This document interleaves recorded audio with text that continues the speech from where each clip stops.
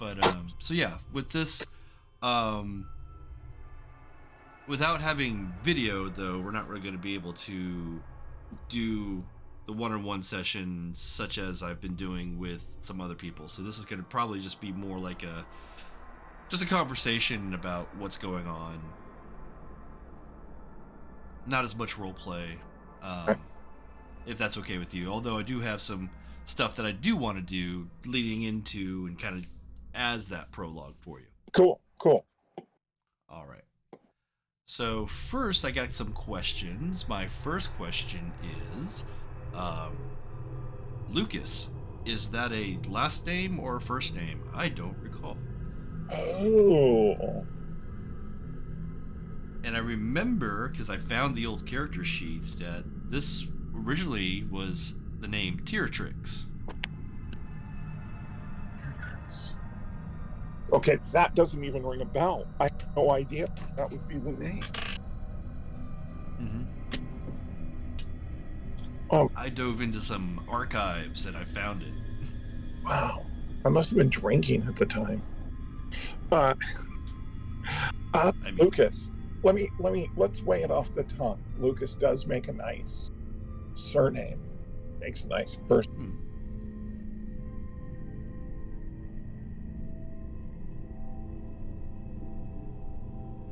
Let's go with last name. Okay. Under the same. So. Oh, go ahead. No, that's the last name. That's fine. Yep. What would the first name be? The conversation when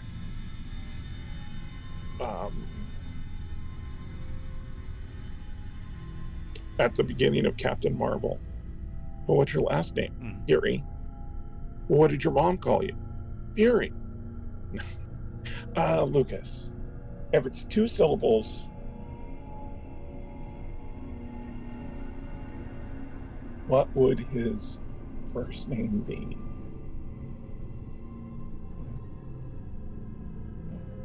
I'm bouncing a few off my tongue. Does anything sound good to you? I'm thinking he has a name he doesn't like an old name. Like Kermit. Like Kermit or Enoch, which is an old Victorian name. Yeah. So nobody names their children Kermit or Ernie or Bert or anything like that. Ever since Sesame Street came out, those names fell off the map for actual people. But they used to be common. Oscar, that sort of thing. Oh, wait a minute. Ernie is shorthand for Ernest. I don't like how that sounds. That's too much of an S at the end of both words. That just sounds clunky. Okay. Let's go with Enoch. Okay. How do we spell that? Enoch is spelled... it is dangerously close to eunuch. But it is a biblical name. E-N-O-C-H. See, Enoch. Okay, yeah. Like the Book of Enoch. Like the biblical figure that pleased God enough that may have actually transcended to become the Metatron. Got it. I know Enoch.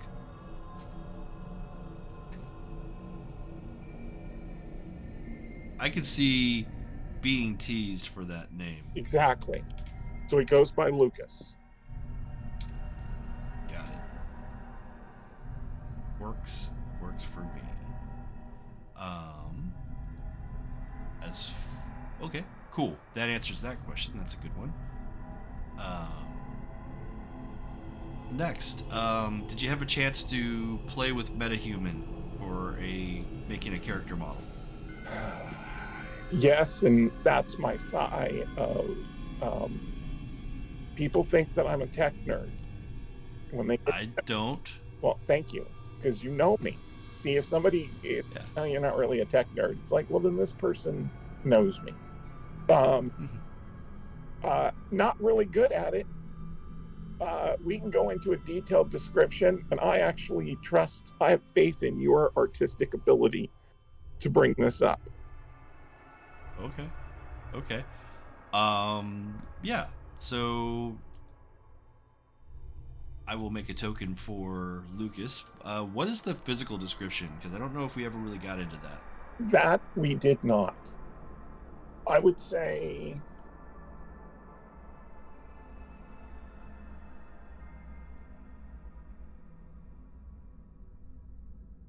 tall, as in 6 foot range, not extraordinarily tall, but Okay. around six. So, hold on. I'll show you something here in Roll20. Oh, let me flip screen here. Am I not? Me. Oh, there I am. So here is a group shot of the Night Hunters plus, uh, well, a couple other people. Um, this is from Book 7. Okay. Um, the guy in the back, he's probably around 6 foot. So Yeah. taller would be okay. Okay. Six. I would say then it is somewhere between 6'2" and 6'3". Okay. That's cool. All right. Put you back over to your page. I'm giving everybody their own page now. That's where we're at in this game. Is like I've got all these resources in the handouts on top of I've got like tons of setting pages, and now I've got individual pages for each player. So This is not a free version of Roll20, is it? no, I've been paying for Roll20 for years. It's only like $50 a year. So okay, so 6 plus. Yep. Not 6 inches. Six. I'll just say 6. Okay. Tall. What else? I would say that he's not like ripped, but he's not thin. I guess what would they describe that as? A medium build. Okay, that works. Medium build. Yeah. Nothing in that. Nothing in the physical description that really just stands out and uh,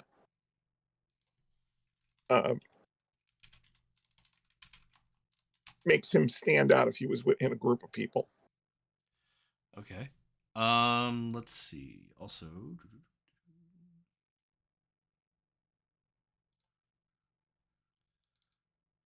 uh, from the listed appearances on the character sheet, you have a 3, which is above average. Uh, what's the face like? Did we?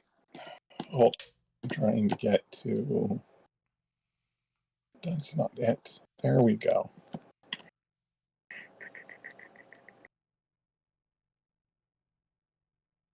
It doesn't mean that the face can't have some quirks. I mean, one could say that Matt Smith is attractive, but not conventionally. You know, Uh, like the appearance would still be like a 5. I mean, not a 5, but like a 3.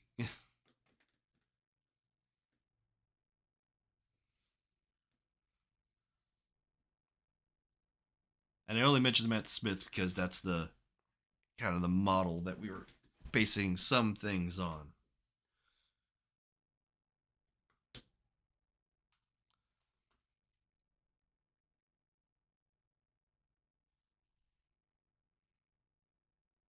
I lost you. Oh no.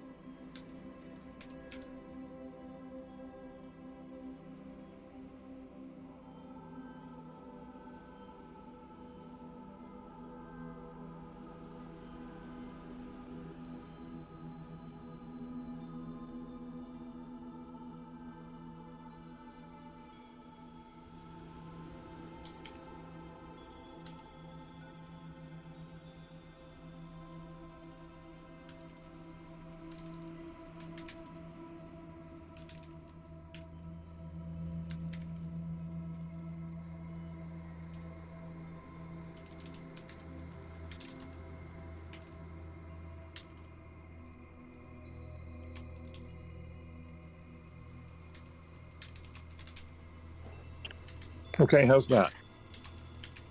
Yeah, better. Just chatting a quick bit with Sarah here.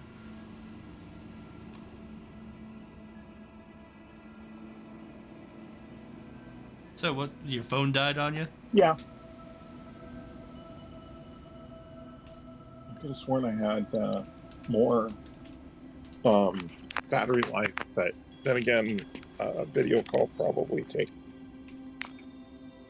takes a little bit of the juice.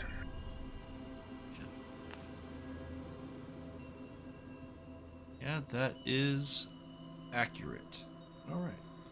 So where were we? We're talking about your looks. Yes. Yes. So Lucas on his character sheet is appearance 3, which would put him in above average. I figure that doesn't necessarily mean that he doesn't have unusual features or is like uncommonly attractive. Like Matt Smith, we were talking about, Yeah. is an attractive guy, but he's not your classic, Adonis or anything like that. Yeah. So, with that in mind, you got a lot of options, but what's the face of Lucas like? I've been looking at um,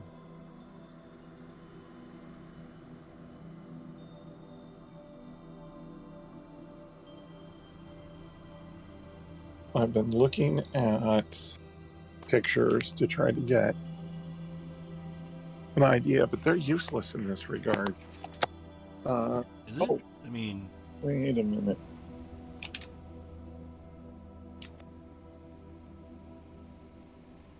I figure you can always send me pictures. And, like, for example, Charlie started off as kind of a Adrian Brody type, but uglier.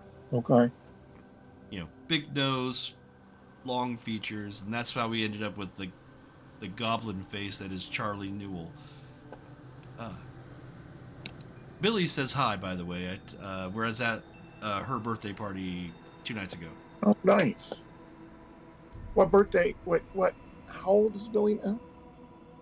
She is 46. I remember being 46. I guarantee you, your 46 is not the same as hers. This is true. Because I don't think you were popping Molly acid and shrooms on your 46th birthday. I was drunk, but yeah, wild difference, but fun party nonetheless. Lots of dancing, good karaoke, and some beer pong, and lots of snacks. And Cammy was drawing fluorescent things on people's faces for the blacklight. very nice. I actually got Cammy to leave the house to go to a party. That was fun.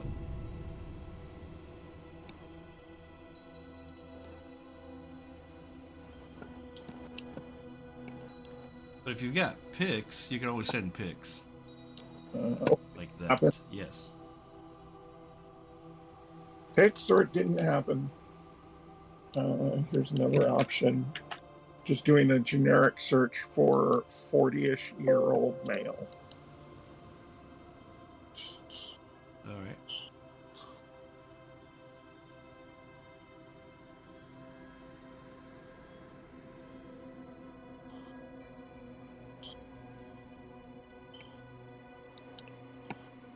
All right. So with Lucas, yeah, I got some ideas there for faces, and I can definitely work with that. What's the hair like? I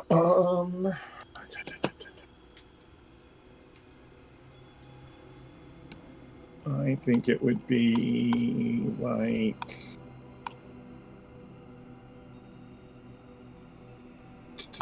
this time I'm looking at an actor because I'm trying to remember the name of the actor because I think the hair would be pretty much like that.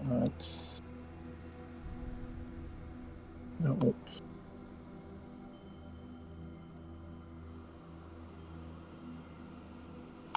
Okay.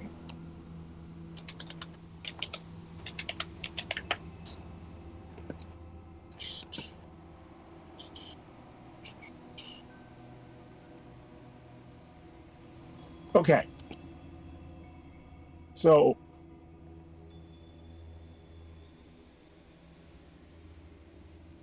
this society in modern Mm-hmm. would fit in with modern times, but be a bit quirky. They can. They can also be really off the rails. It could go both directions. Um, are It's a really big group. you familiar with the actor Walter Goggins? Doesn't ring a bell, but Here, if you've seen a Tarantino movie made in the last few, oh yes, absolutely. Yeah, he was in The Shield. and he was in one of the, I never watched all of The Shield, but he was one of my favorite characters in Justified. But his hair, Yeah, Justified. He was like kind of the villain piece there. He was also a douchebag in Shield. He does good douchebag. yeah, Okay. uh, Yeah. a se- I never remember his name, but I know specifically who he is. I've seen he was also in Ant-Man. his character in Justified was supposed to be in the pilot episode only. They needed a throw Mm. character, but they were so impressed with his performance. That's the same actor, two different shots. Mm-hmm. Uh, Yeah. they were so impressed with his performance that he basically became the antagonist for the entire series. Yeah. That type of stuff seems to happen quite a bit. You know, if you get a good enough actor that they do something great on screen, the writers take notice. Yeah. Hey, this guy's going to make our job easy for the next few years. Let's keep him around. Just, Okay. just in case. Boom. Found a profile.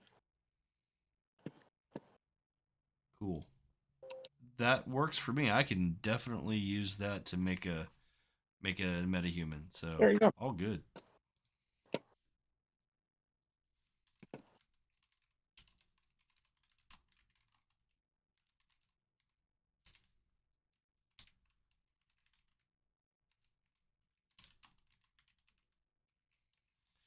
All right. Well, let's see. So we got some basic questions there, and I could actually make a token from that. Probably later today, Okay. depending on how much work I got to put in for tomorrow's sessions. Um, but no real big deal there. With that, um, you were looking at some rotes, were you not? Did you have any ideas about the effects that Professor Lucas is capable of? Yes. Bear with me. I'm switching back over to the character sheet on this one because, No problem. okay.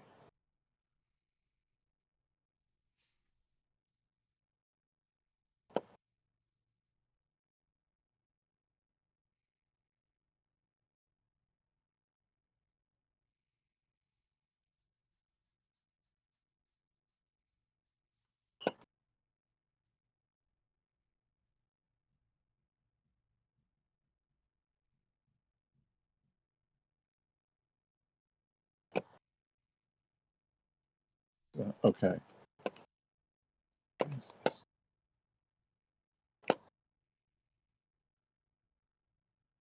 There we go. He would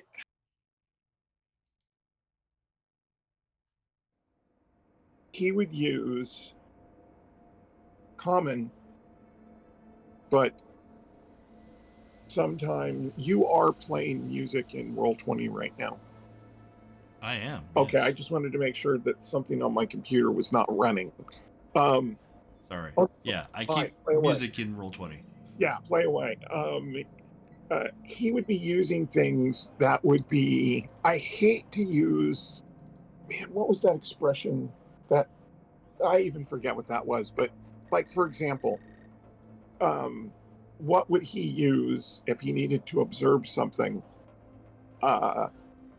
beyond just physically looking at it in a way that would not draw attention or cause people around him?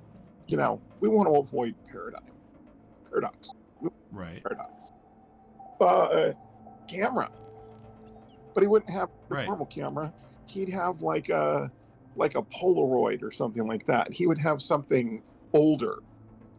There would be an aged aesthetic to it.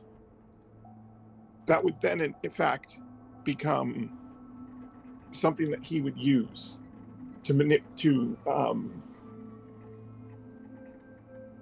if he was going to manipulate something. Like, Okay. did you ever see? How much Red Dwarf have you watched? Not as much as I would like. I don't have all the time. Oh yeah, there's a particular episode that, and I'm not thinking about this the way that it was being utilized there, but they had a quirkiness happen with. They had these slides, and there was a temporal aspect to them. You put the slide into the projector and you put it up on the screen, and let's say it's a picture of a mansion in the 1950s. You couldn't go outside of the borders of what is imaged in it, but you could step into the screen and actually be there at the point that the photo was taken. So they played around with it because they were playing with the time aspect of it for the plot. Like, they found a picture of Hitler and Mussolini on a balcony and basically popped up on the balcony, and they were making faces behind the two of them with the Germans watching. But that ultimately was not the part that I was thinking of. It would be the ability of, and if I was thinking along the lines of, okay, there's a door, and you need to be able to figure out the combination on the door, but it's where you don't want to be observed, right? You take a picture of the door, then you're holding the Polaroid of it, and you can actually try the combination on the door in the picture. Okay. Yeah, that would be a interesting effect. Almost a correspondence in time and matter effect, I would imagine. But it wouldn't be that. It would definitely be limited in regard to time. Right. It would be more of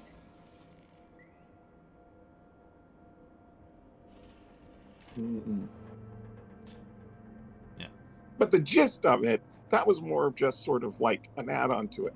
The general idea, right, just more like an everyday item being used, like.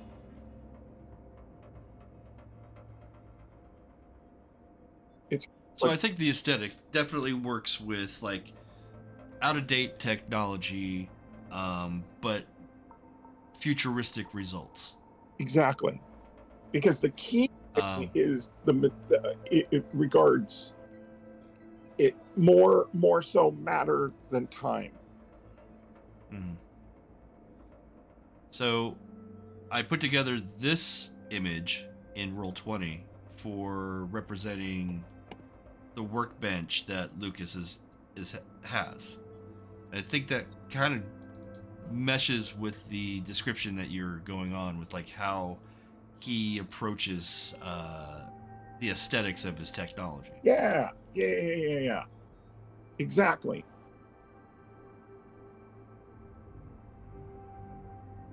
So yeah, I pulled that together. Also, because you've got this pretty cool car that you use to traverse the other worlds.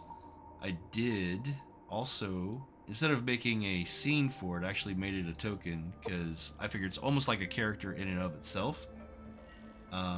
So I went and did this. Oh, very nice. And this, I really kind of dug the vibes because one, it's low key, but it also kind of invokes the DeLorean a bit, Mhm. like a wagon DeLorean from Back to the Future.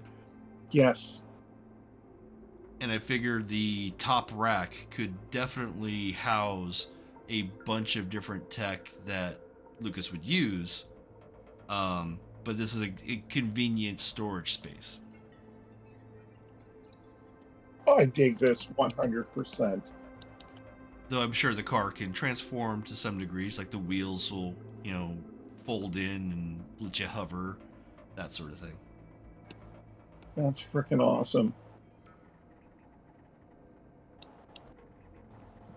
But yeah, I figured that based on our conversations, because I know that you originally had like a sports car in mind, and then you wanted to go back to the gray station wagon. Yeah. So Hey, I went back to the gray station wagon. I like it. That's freaking awesome. So as far as like the actual effects that you're pulling off, like I said, this also fits into that philosophy of older tech, futuristic results. Mhm. So what rotes are using the vehicle, even because that could be one of the instruments. I mean, you've got as far as your instruments that you use to cast your effects, obviously gadgets and inventions and vehicles. This would be the vehicle, Yep. or one of them. So, what effects does this have? You can do just about anything when it comes to um, dimensional science. So, this would definitely seems like this would be the vehicle to travel between worlds. Um, but it would also probably have some forces and matter effects.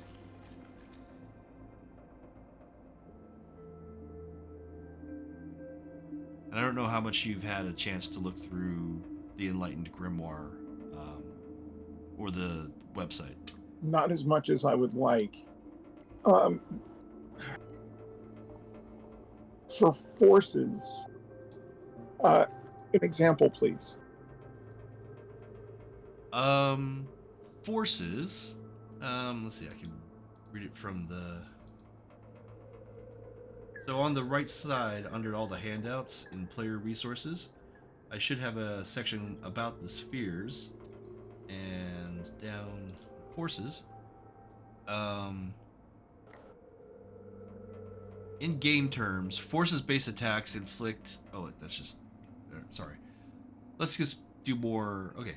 Although modern physics disputes the old lines between matter and energy, the venerable study of forces transcends human politics. This sphere commands the energies of creation, and specialists are among the most powerful alive.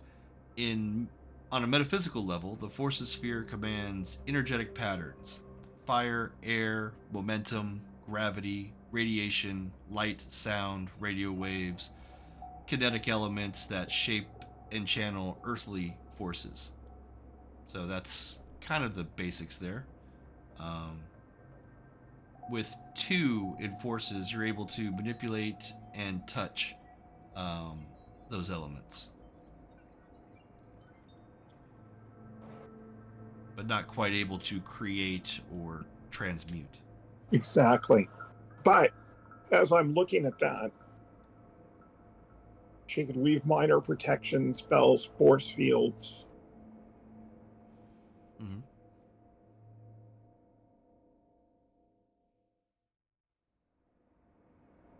Like playing with magnets. There's all sorts of things you could do around a vehicle. Well, Yeah. station wagon. Well, yeah, try to shoot it. It's like a very protected station wagon.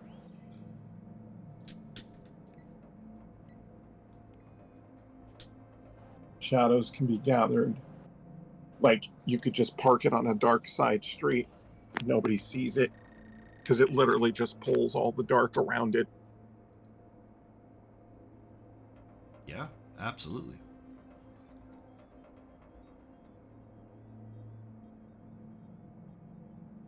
Human finds character within a small area. Despite its power, the rank is limited in scale. Yeah, so the scale is perfect, 20 feet or less. It would essentially be that's where that shape-shifting aspect that you talked about.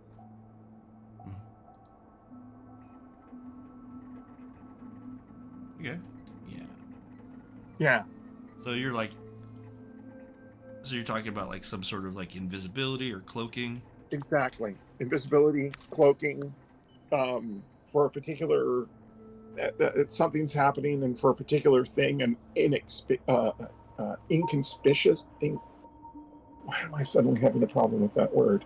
You need a car that's not going to stand out on the street.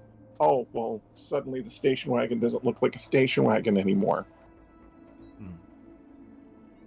Well, it's all sorts of like Like I can imagine Lucas having the base color of the car be this grayish color because manipulating the light around it, you could get almost any color you want on top of it. Yeah. So you could make it, shift colors. Um, Using matter, you could do the same thing. You could, obviously, matter you have even more in matter than you do forces, and you can do like actual like material changes, which would change the color, the shape, that sort of thing too. Yeah, and then going back to just a single dot in forces. The radio could basically pick up any type of transmission that you were particularly listening to. You could, Right. I kind of find X-ray to be a bit of a cheat on anything, but to be able to see the dark, well, what if the windshield allowed you to just drive like you could see with no headlights on? So like MRI vision, Yeah. like you're picking up like how, so MRI works based on, reaching out with magnetic resonance and the ping coming back from different elements look different. They have different frequencies that they ping back.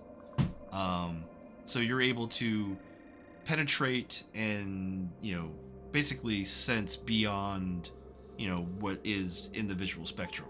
It's not just infrared, or X-ray. It's more, I almost say it more like MRI. Yeah. Which you're in a situation where you're literally on a stakeout. You're sitting in the only from the inside of the car looking out through the glass. You're seeing a whole range of things beyond just what everyone can see.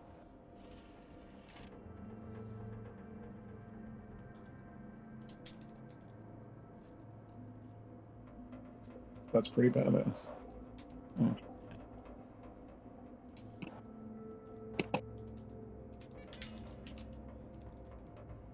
So when the car is going from one dimension to another, how do you do that? Do you do it like just by driving really fast and then like breaking whatever dimensional barrier there is, aka the DeLorean, or do you fade from one reality to another, like the TARDIS?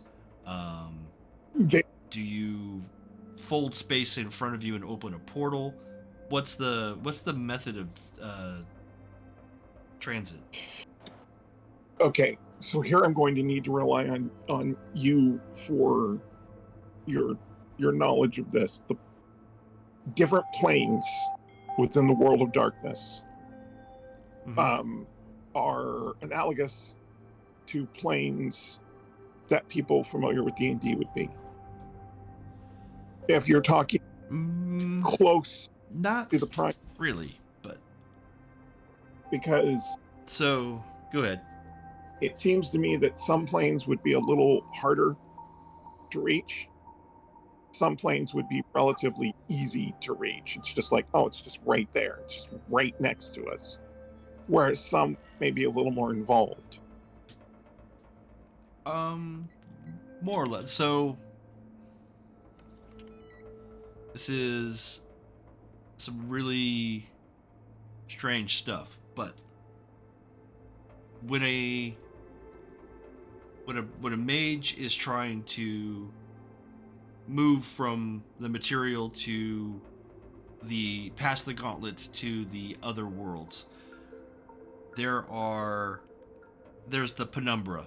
There's kind of this extra onion layer, and your perceptions of that immediate transition um, oftentimes depend on your paradigm of how you view the universe. And what that means is if you have more of a pessimistic, almost nihilistic view of things, then you're going to see the low umbra at first, and that's where you would naturally shift to, and that's going to be like the Shadowlands and where uh, ghosts and dark forces are. If you're more naturalistic and primal, you're going to see more of the mid-umbra, which is going to be more of like the spirit wilds and the shadow of the material world, that sort of thing. So you're going to see um, things that are like, the essence of a thing more realistic. So for example, if you're in an old neighborhood and there was a ice cream shop that was there for 50 years and it just been demolished, um, that essence is still a part of the mid-umbra that's going to be in there. And then if you're a little bit more um, astral projecting and high-minded, you're going to see the high umbra. You're going to see things like that are more celestial, like the um, ethereal realms and um, spaces beyond, um, more conceptual things. So like the dimension of time. You would have like clockworks or whatever going on in there. That would be more matter, but whatever. So there's a lot of possibilities, and everything kind of fits more or less into high, mid, or low umbra. But the way you enter oftentimes does shift based on if you're thinking up, middle, or down. Okay. If that makes sense. It does. And then, yeah, and once you're in, you can traverse to a lot of the different, more specialized planes. There's a variety of them that would be considered part of the spirit wilds or in the spirit wilds, while some of them, and then there's bridges between all of them. In the Mage 20 guide, there is actually there's technically two sections about the other worlds, but they kind of go over some of the same stuff. It's weird, but it makes sense in the context of the book. Okay. So at Spirit 3, a mage would be able to take themselves into the spirit world by stepping sideways. With Spirit 4, they can take others. They can create gateways or that sort of thing. And there's a description of the penumbra. Yeah, it's always umbral travel is kind of like I said, thinking upwards, sideways, or down, and then metaphorically moving to where you need to go. And there's a big list of different worlds to go to. Hollow Earth is one of those as well, that you'd be familiar with. Supposedly you can get there by going to certain places on Earth that lead to it, like the North and South Pole and other strange places that you'd feel like you're just traveling inside the Earth, but you are still moving through into another dimension. it would be a couple of different ways then that you actually just mentioned. And it kind of depends on the nature of where the arrival is going to be and how the arrival is going to be. So, like, one Okay. aspect, it would simply be you pull into a dead end alley and you just keep right going, and you just shift right through the wall at the end to land where you want to go. But sometimes it's down the middle of the freeway at 88 miles an hour, zip, bang. But it kind of depends Yeah. how much of an how noticed are you going to be when you arrive to your destination. True. True. Well, when you're going to your destination, if you're just going to one of the other worlds, usually once you're in, going to different realms isn't that difficult. The paths are all kind of there, and um, the denizens typically are okay with it. So I mean, you're not really trying to hide. Once you're outside of the material world, no one's trying to hide magic. Coincidental magic is just common. Vulgar magic oftentimes can be coincidental depending on where you're at, and vice versa. Like if you're in a realm that values um, the spirit wilds, nature, technology stops working or has high difficulty to use. But if you go to a realm where, like, say you end up at uh, a space station, right? Because that can still technically just be a different dimension. That space station, uh, naturalistic shaman magic doesn't work. The paradigm just doesn't have any juice. All right. I'm looking for. I'm gonna send a pic here. I don't know if it's gonna be helpful, but maybe.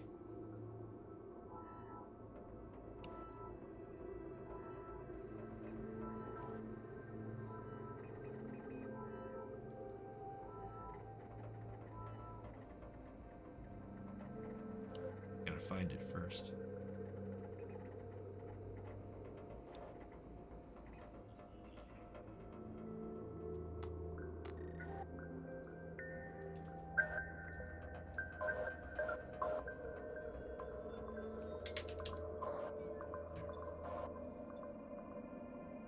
Do I not have it in my reference?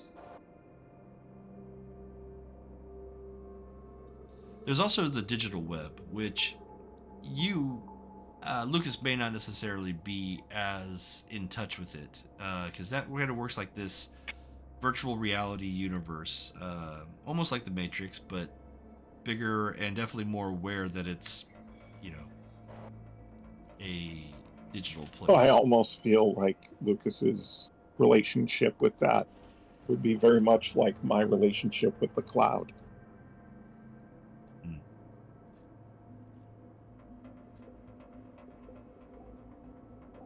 That makes sense. Like I said, the digital web is definitely used more by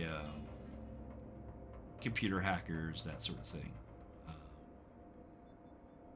though it is a actual place that you can visit because it oftentimes can just be another dimension to travel to. Though usually the method of entry is either through virtual reality goggles, um, though you can holistically enter it from outside sources that are not connected to material machines, or you can also digitize your body a la Tron, but that's very dangerous.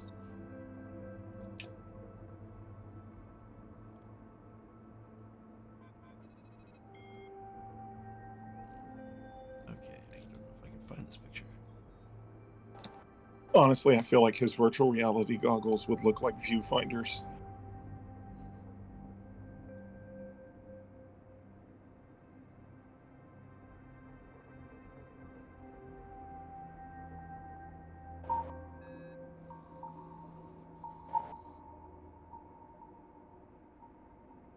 Trying to find a good map of the World of Darkness cosmology that Lucas would at least have some interpretation of.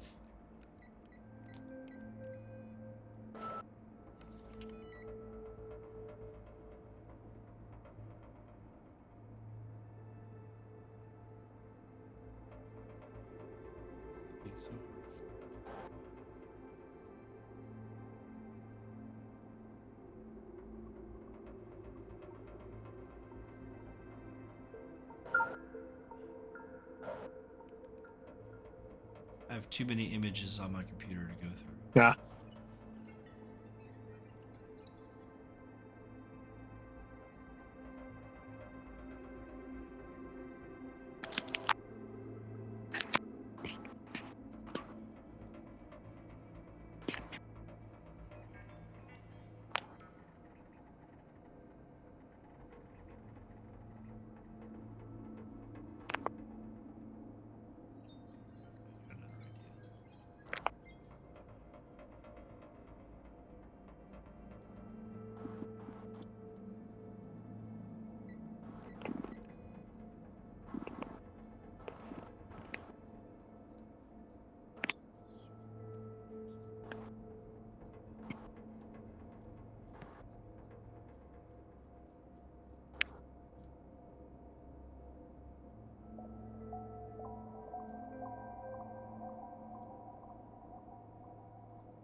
Have to utilize something else.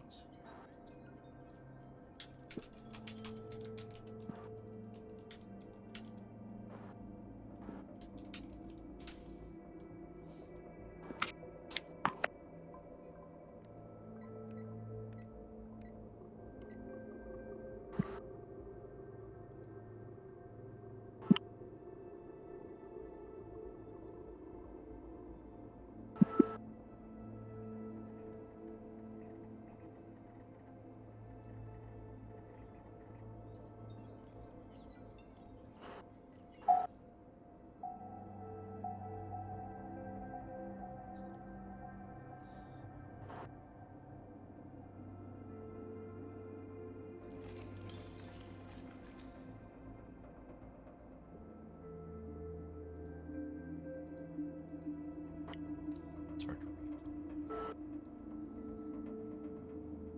Well, I'll send that to you at another time. I don't think I have it quite ready to share. But speaking of like I said, the different dimensions have different ways of entering, and your vehicle can probably bridge a lot of those gaps. And the ones that it can't, you might be able to tinker. You've got plenty of knowledge on how to do that.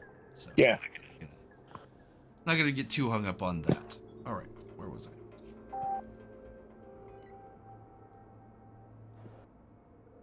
So we've got some ideas for the routes with the vehicle. You of course have other instruments that you can use. You got your own gadgets. You got your own mental training. What other sort of things are you looking at for those type of abilities? We had discussed, and my notes are unavailable. We had discussed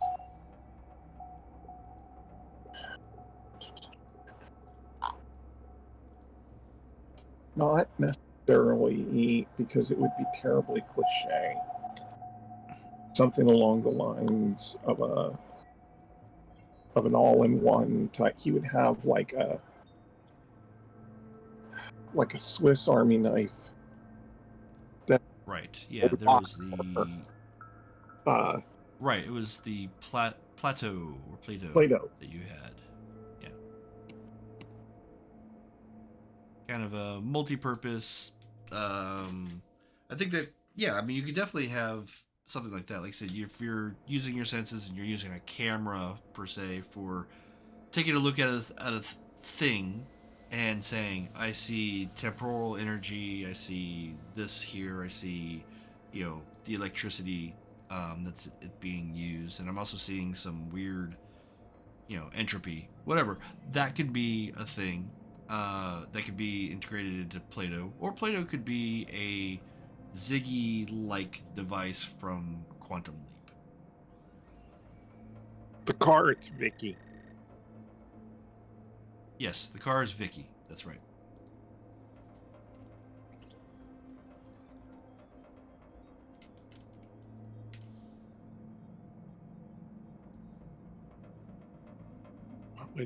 What would Plato look like? I need to. What would Plato look like?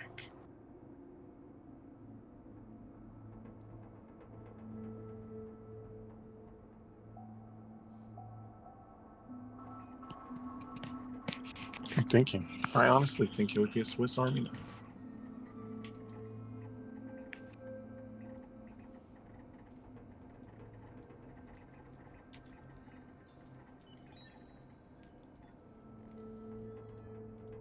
Yeah, it could be like a Swiss Army knife, and you can use it for different ways of manipulating matter. It could be your go-to tool. Because a lot of matter manipulation, if I've read correctly, until you get like quite a few dots in it, is distance to the point of you've got to physically touch the thing that you're manipulating. More or less, but if you have correspondence, you can. Space doesn't really mean anything. Two correspondence, you can pretty much do things at a distance. One correspondence, you can pretty much do anything that's like in your immediate perceptions, but two, depending on your connection and distance, there could be lots of things that interact there.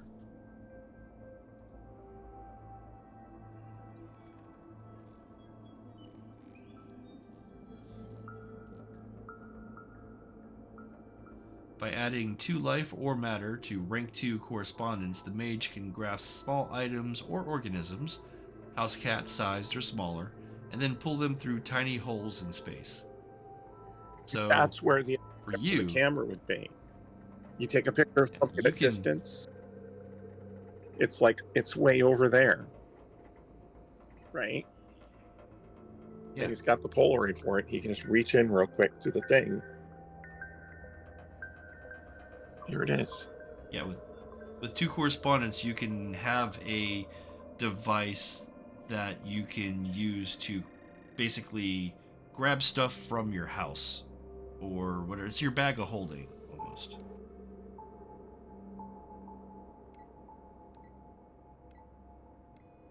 But you could also work that in so that you can have that correspondence connection to something at home. So you could have like this giant machine, like this machine does calculations or does some sort of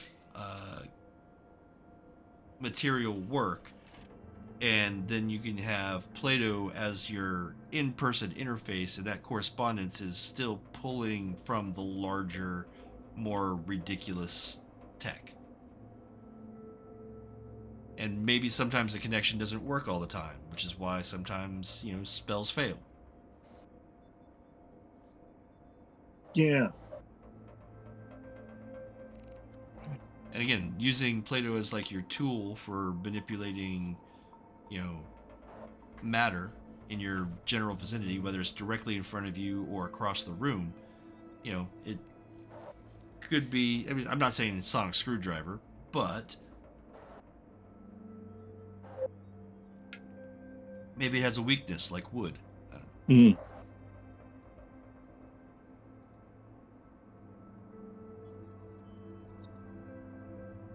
But by mixing matter 3 with other spheres, you can join inert matter with living tissue if you had enough in life, but you don't.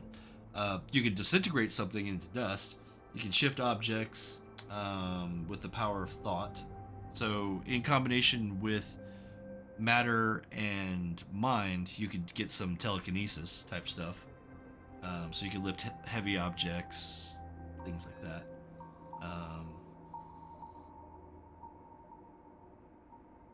Yeah, and you can just make temporary changes to objects. So you could change steel into fog or water or glass, that sort of thing.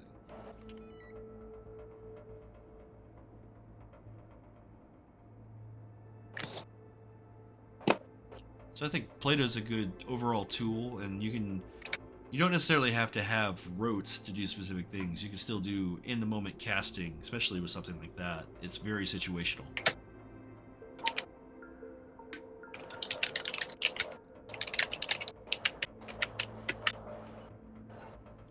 Just taking some notes. Mm-hmm.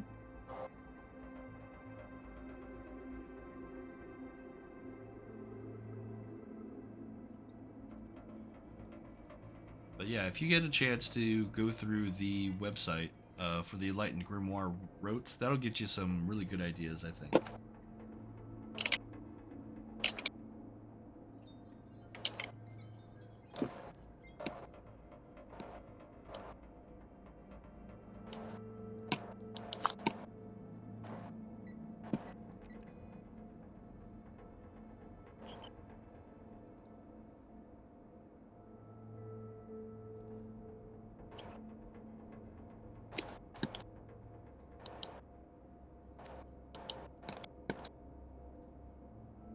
I swear I've already. Huh.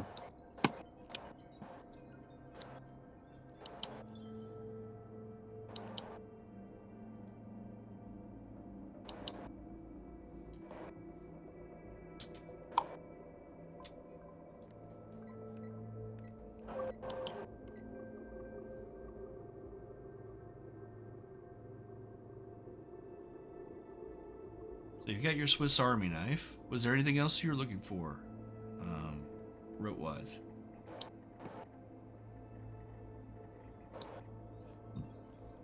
Excuse me. No, because I feel like it would, in contrast to like modern technology and whatnot, it would be more simple. Hmm. It's more elegant. It's simpler. Yeah. The rest is up in the main box.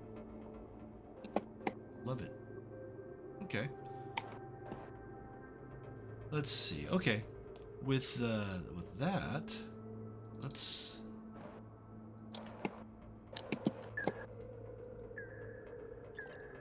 So with the vehicle here, you got Vicky. You also have a sleeper contact who is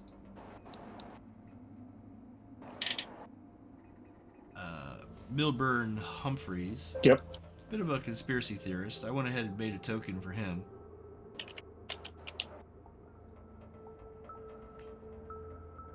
And Yep. I figure somebody who's a little paranoid about the world around them. Yeah, but see, the thing about being paranoid is you're not always wrong. That is true. Then also, along with that, I figure you guys have a location where you guys hang out or meet. So I just kind of made this diner for where you guys would meet up in Seattle. Perfect.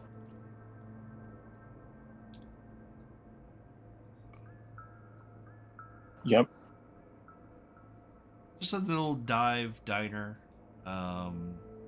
Plays to your aesthetics, but also makes him feel comfortable because it's not like who would ever bug this diner, you know? Exactly. So if you're okay with that being Milborn, I'm okay with it. I Awesome. really liked him. That's perfect casting. Well, I do my best. All right, so there's Milborn. Let us. Yeah, so I've also added a few possibilities. You got your workshop. This is one of the alternate realms that you've probably visited. It's more of a fungal forest, and I would imagine that might be something that you're investigating or exploring.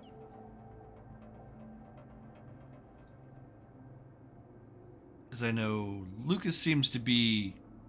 Well, here, let me go over this and see how you feel about it. Okay. Over 2 decades ago, the Avatar Storm wrecked the mage community's ability to easily traverse the other worlds. And it wasn't until about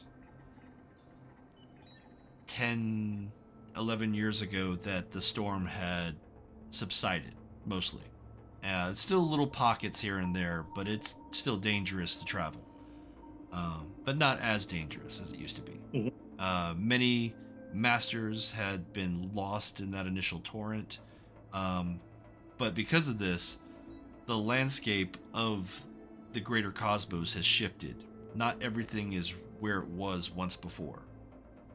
And so the paths between worlds need to be mapped out again. And that's where we would find the dashing explorer and stalwart professor, Lucas. I like it. Yeah, Okay. that would definitely. I figured that would be in line with what they're doing, is investigating and researching these things, these places.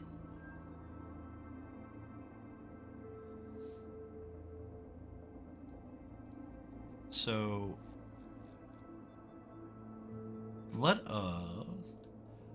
I think yeah, let's do this. We'll do the tarot pool, because I used that to help figure out your stories. Okay. Also, this was your home growing up in the Hollow Earth. So you'll likely go there at some point too. If there are any ideas that you have in terms of like other worlds you'd like to visit, give me a heads up. I could probably have an overlay for that. Would not take me very long.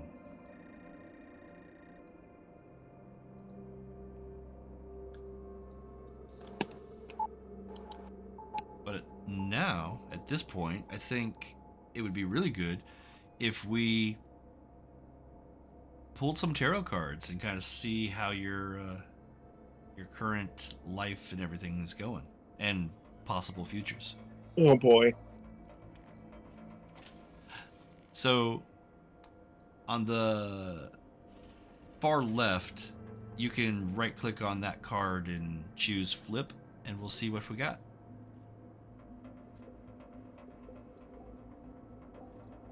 This one's reversed. So for the reversal card, this is the Two of Dynamism. Two of Dynamism is representative of treachery, blindness, decision, peace, stalemate, but this is reversed, so it's actually more resolution. Or sorry, more balance. Sorry. Reverse is more balance. It's more about truce and release. And this is representing the past. So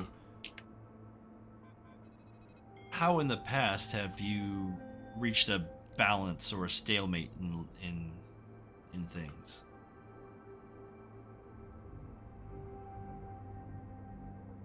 We discussed the fact that his mother was alive, but his dad was correct. Correct. And the relationship with his mother, was he estranged? Possibly. I mean, that could have been the stalemate between the two? I'm thinking that they've, yeah, Or a I think that truce? comes to me is that they've basically, they've come to terms as older child parent come to terms, because did not follow the path that she had intended for him. Okay, so you've worked very hard to kind of make a name for yourself away from your mother's uh, influence, and as such has reached a point where you've actually got your own notoriety. You've come to your own balance, and um, after the passing of your father, your mother has, while not her wishes and designs for you, has come to accept that you are a scientist in and of your own right. Mm-hmm. Okay, that's great.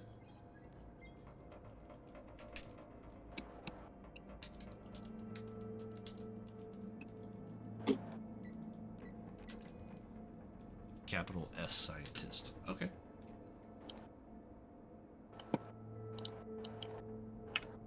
Let's go ahead and pull the second card. That's the present.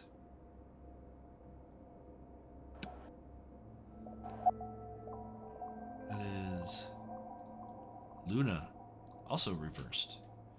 Um, Typically, that's going to be like revelation of true nature, um, romance, enigmas, mystery. Reversed, as this is also represents deception, peril, madness, deception. I have that written twice. Why do I have that written twice? I don't know.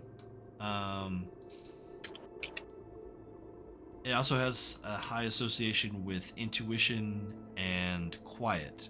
Quiet is that mages slip into madness as it's harder to distinguish between reality and not reality. Because mages, you can change reality around you. It's so who's to say sometimes. So quiet is kind of that representation of that slip of uh, truly grasping what is real and what isn't. Um, Sometimes that can be hallucinations, etc. Um, And since it's reversed, so that's an interesting. So that's an interesting question. Lucas is a pretty developed mage. They have 5 in Arete, 4 in 2 different spheres of magic. What's their mental state at this point?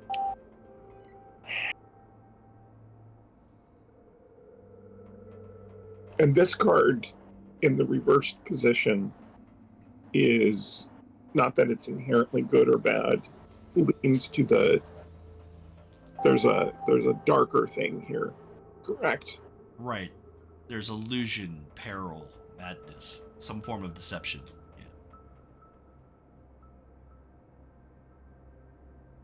Yeah. And it could be a self-inflicted deception.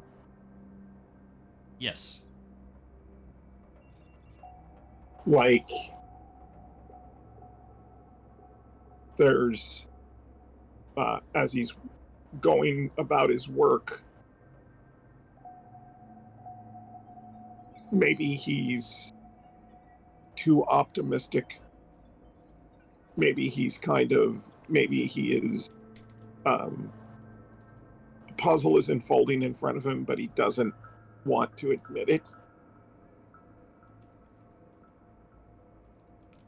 because um, it would interfere with the way he thinks things are going.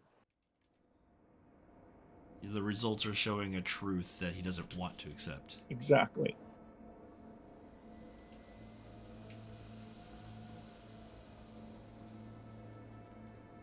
Not very scientific. But very human. But that's how it is. It's very human, yes, exactly.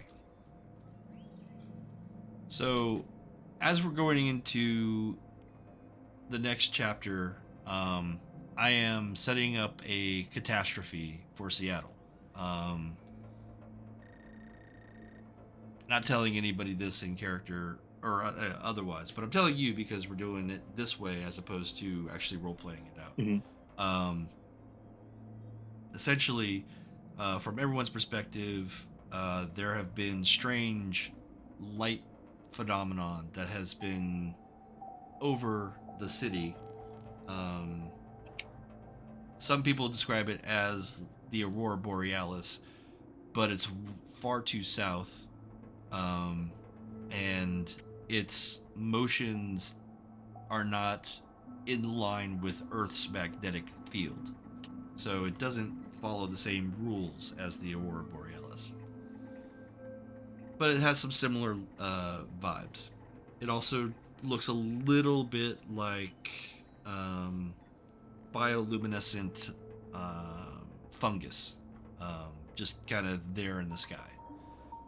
Um, and that occurs for a few weeks, but then there is going to be I've actually did this last night.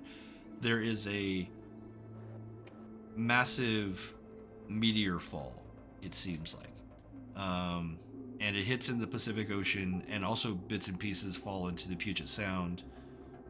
This triggers tsunami, mega tsunami, and earthquakes, which will pretty much do a heavy bit of devastation to Seattle and the surrounding areas, almost separating Seattle from the rest of the United States. There's going to be flooding to the point where there's almost new islands created. It might subside. It might be fixable. There's obviously going to be huge efforts to get Seattle back.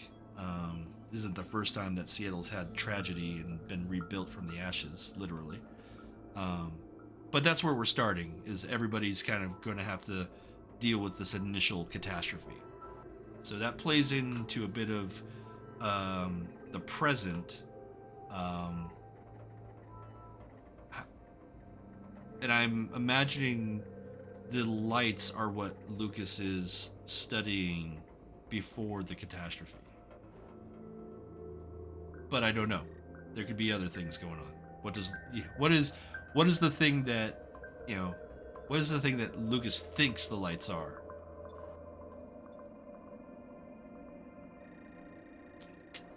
He's studying them out of curiosity. He's drawn here because of that. He would probably be very interested in knowing what the people in the circles that Milborn travels, what they say it is, aside from chemtrails. Yes, the chemtrails. What would Lucas's hypothesis? And this could be anything. It doesn't even have to be. I mean, doesn't have to be correct at all. But I mean, and like I said, you don't even have to have any knowledge of anything that's going on. This could just be what you as a player want to throw out there. That it was a phenomenon brought on by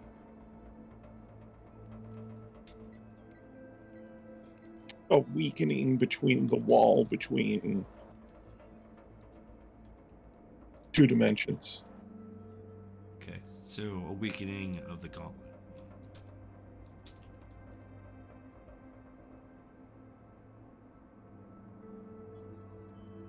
Is it a general weakening, or is it a weakening into a specific realm?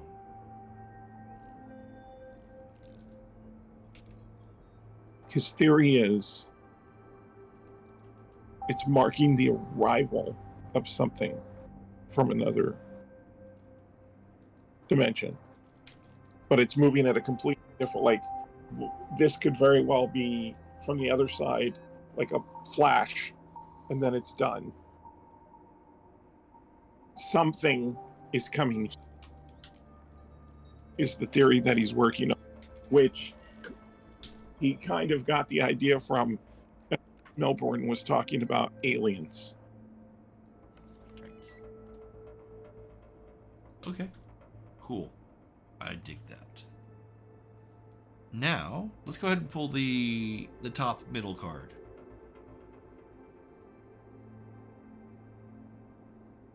Oh, yeah, this is perfect. This is the 8 of Pattern. 8 of Pattern represents skill, artistry, prudence, organization. In major association is employment. Looks like it has a yeah. So this meaning the future. This could be an opportunity, so to speak.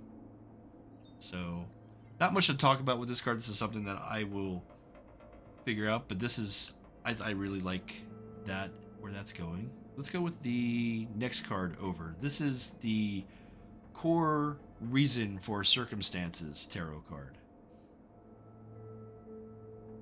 That is a very, very Son of Ether card. That is the 8 of Questing. Meanings behind this is motion and journey and swiftness and progress. It definitely has an association with the sphere of matter and specifically the Sons of Ether. So I think the core reason for the circumstances are definitely going to deal with the material world and the Sons of Ether and their connections there, which makes sense because you are also a member. And then the final card is the potential of the situation. It doesn't necessarily mean it's the thing that you need to be aware of or prepared for, because it's unlike the future card, which is kind of more general and vague. This one is, these are the good and the bad things that can happen, and you can try to avoid them or lean into them. So let's pull that last card. And that is the High Priestess, reversed. So that's about enlightenment, intuition. Reversed, it's about false knowledge, shallowness, and conceit.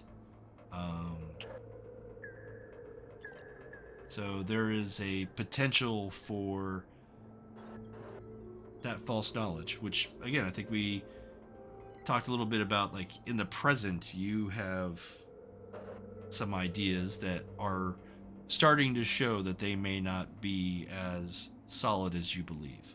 Yeah. So I think this is a good spread for us to work with, and I will incorporate that into future storytelling here. Any questions here? No, I like that. Excellent. I think that's going to work out pretty well. All right. Well, I think for the most part we're in a good spot here. I think if you have any available Monday evenings, Yes. that would be a cool way to introduce Lucas to these other characters and actually have a session with Lucas in it. I would love that. Yeah, Monday evenings at 7 is usually when we play. Monday, 7 o'clock. Okay. I'm going to go into my calendar and take a look at the next 2 Mondays. 2 or 3. Like I said, we're not going to be doing any recording today or next Monday, but maybe the week after, and then of course whenever we have Mondays available for people. So I know Billy might be trying to pull back a bit and either have a different character or just not play for a little while. But that also gives a great opportunity for Lucas to kind of come in. Lucas's connections throughout Seattle, being a friend of Malcolm's. Malcolm is at this point like the representative for the Order of Hermes on the advisory board. Mm-hmm. So he can definitely make introductions to anybody. So, Cool. and may even have a specific request. I like it. Okay. Well, we'll work around that. I think it'll be fun to see if we can get Lucas playing around with the Night Hunters, because they're gonna have a hard time. I kind of want to see where everybody else kind of lands with these solo sessions over this week, because I already have, like, for example, yesterday, Wim, his member of the technocracy was going through the moment where he was trying to end his old life, because when you join the New World Order, you kind of have to sever ties with your previous life. And he had already done the motions to change his parents' memory, where they think that he died or they died several years ago. And I started this session with Wim's character's name's Vesper, with Vesper and their brother. And this was like Vesper's not acknowledging this will be the last day with my brother, right? Mm-hmm. And he's got the, for lack of the actual term, but the neuralizer from the Men in Black, because he's a Man in Black. He's debating if they want to do this to their brother or not. And they actually talked to their brother, said, hey, do you want to just pretend I'm gone? Or do you want to actually forget that I don't exist? Or forget that I'm no longer living? And the role play between us is like what are you talking about? And then a paradox happened because Vesper tried to do a time effect that didn't work, thus proving that things are different. But that's when they're having that discussion, when Vesper is deciding, should I let my brother decide their fate, or should I just do it?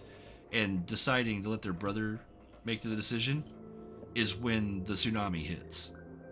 And so they're going to be going through that escape, and like you have to deal with your this non-magical sleeper that is now attached to you, and your bosses aren't going to like it. You've got some connections in the traditions, in the mages, but that will push you further away from your goal of joining the technocracy. So there's a lot of cool things going on there. I think a lot of that sort of stuff's going to happen with other players as well. So I just kind of see where everybody lands at the catastrophe. Man. That was a long-winded explanation of what happened to Wim last night. I'm sorry. Yeah, no, that's it's all about creating a cool story. Yeah, I was pleasantly surprised with like the thought and the consideration that Wim was having about like this moral dilemma of, do you let your brother decide to have their mind wiped? And who does that? Yeah, especially considering that I believe their superiors would have a quick answer. This is a kinder, gentler New World Order. They in the past, they've just, if something like this, they'd kill everyone. They are trying new methods because some of the older methods didn't really work out. The Avatar Storm messed a lot of things up. They don't have access to control as much as they used to. So. I can see that in the board meeting. All right, here's my pitch. What if we don't kill everyone? What do you mean? No, hear me out. What if we allow people to make some choices that we don't agree with? Ooh, that's a tough one. that would get you kicked out of the symposium. This is where game is with the tech. Yeah, it's a bit grimdark. Oh, absolutely. All right. Well, let's see. We went over Milton. Milton's cool. Yep. We got your tarot read. I'm gonna make a token for you. We figured out what Vicky looks like and some of her capabilities. And we got you caught up in terms of like the major events that are going to be going on when you show up. So I'm excited. I will, if you get your camera working, and I'd say that's probably your homework is to make sure your mic and camera work. Okay. As soon as we're done here, I am back. I'm moving almost got the desks where they need to be. And I can have the space to actually not only set up the camera, but set up some lighting for it as well. Yeah, even better. I got lighting. I got my wonderful phone here. I can go dark, go some weird shit. Very nice. Go green. Yeah. The ever popular blue and orange Mortal Kombat look. Anyway, that's just me messing around. So in a Michael Bay movie. Almost like a Michael Bay movie, but with better character development and less racism.